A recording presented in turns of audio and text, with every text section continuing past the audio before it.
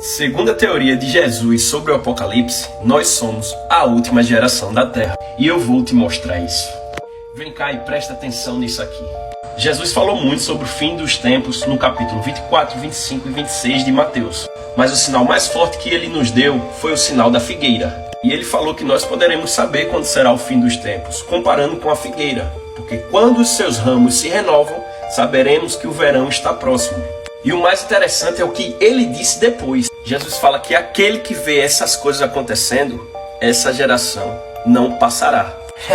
E é aí onde entra a teoria. Deus tem um costume de usar a figueira como símbolo para representar Israel e o povo judeu. E isso acontecia o tempo inteiro nas profecias.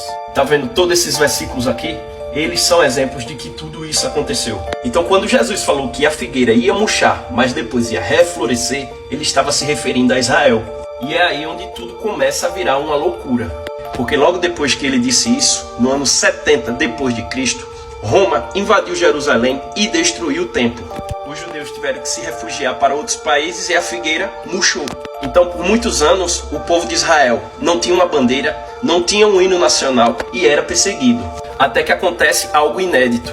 A ONU reconheceu Israel como um estado, um país, e todo aquele povo refugiado pôde então voltar para seu país.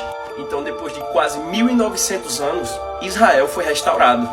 E isso veio acontecer no ano de 1948. E segundo a teoria, esse foi o momento que a figueira refloresceu. E a figueira é Israel.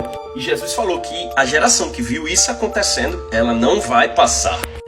Sinais. Só não vê quem não quer. Mas tem mais, vem. A Bíblia, ela fala exatamente quanto tempo dura uma geração.